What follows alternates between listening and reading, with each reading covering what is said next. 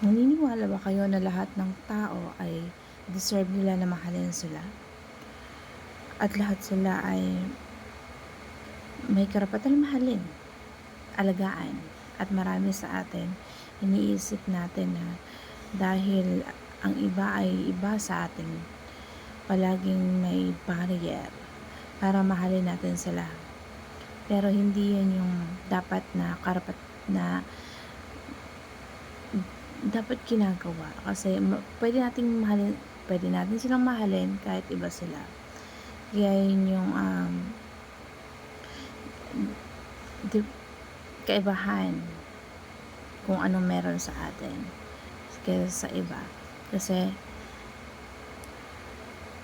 hindi ibig sabihin na porket magkaiba tayo ng estado, paniniwala, at kakayanan, yung mga kaalaman na meron tayo at medyo nakakaangat tayo sa iba, hindi na tayo pwedeng magmahal sa iba na, or hindi tayo pwedeng magmahal sa iba. Kasi kung meron kang compassion, kung gusto mo na makatulong sa iba in times of need, gusto mo na mabawasan yung sakit na nararamdaman nila, makatulong sa kanila, yung hirap na nararanasan nila, yun yung pagmamahal na mararamdaman mo kung marunong ka magmahal. Kahit tayo, gusto rin natin na minamahal tayo, inaalagaan. At napakasakit isipin na ang iba, maraming pagkakataon na hindi marunong magmahal. Lalo na kapag alam nila na may kaibahan sila or iba sila, yung nakikita nila yung aspetong anyo ng ibang tao. Hindi sila marunong malasakit sa kapwa. So, sa araw-araw na may nakikita tayo na ibang tao na may kanya-kanya mga problema at pagsubok na pinagdadaanan. Kailangan yung maramdaman mo or maintindihan mo na may iba't iba tayong pinagdadaanan para gawin yung tamang gawin para makatulong sa iba, makatulong sa or mabawasan yung kanilang nararamdaman na kabigatan sa buhay, at pwede mo silang encourage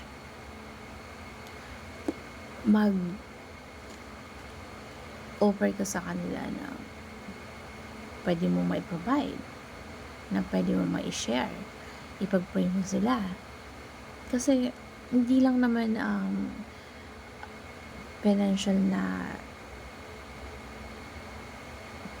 yung pwede mo maitulong. Minsan hindi, may mga tao na hindi lang may pagsubok sila, kundi hindi lang pagsubok nila yung pera, hindi lang financial yung mga problema nila, kundi yung hurt na nararamdaman nila kung ang iba ay hindi buo ang pamilya, ang iba naman kung ano-anong mga sakit na nararamdaman. So, iba't iba tayo ng mga pinagdadaanan. Pasalamat ka at hindi mo pinagdadaanan yung ganon at hindi mo nararamdaman yung mga sakit na nararamdaman nila. So, napaka-importante na magkaroon tayo ng compassion sa iba. Magkaroon tayo ng malasakit dahil yun ang ginawa ng Diyos para sa atin. Yung pinagmalasakitan tayo, minahal tayo, na ang Lord binigay ang kaisa-isa niyang anak para lang tayo ay maligtas sa ating mga kasalanan, kasi hindi tayo karapat-dapat ng pagmamahal na yun. Kasi makasalanan tayo, pero dahil sa pagmamahal ng Diyos, tinubos tayo sa ating mga kasalanan. Namatay siya dahil sa ating mga kasalanan. So, ang gusto ng Panginoon, maging compassionate din tayo sa ibang tao na lahat ng mga ginagawa natin ay nakakalugod sa Diyos. Kaya tayo ay binibigyan niya ng mga wisdom, idea na pwede makatulong, makashare sa iba na yung kakayanan mo or ano man na meron ka, maging ma-share mo yan at maramdaman nila na may nagmamahal pa rin sa kanila. May importante sila, powerful sila, at capable din sila na maranasan nila yung pagmamahal na hindi nila nararanasan, na medyo iba sa pakaramdam nila.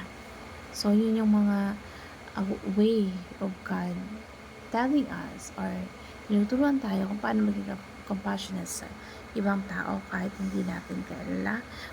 Mahalin natin sila at maging daluyan tayo ng pagpapala para makatulong sa kanila at ma-share sa kanila yung mga blessings na nararanasan natin sa Lord.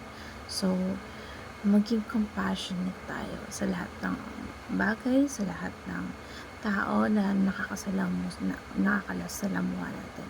So, yun naman po. Yun ang natin sa katuruan sa pagkakaroon ng compassion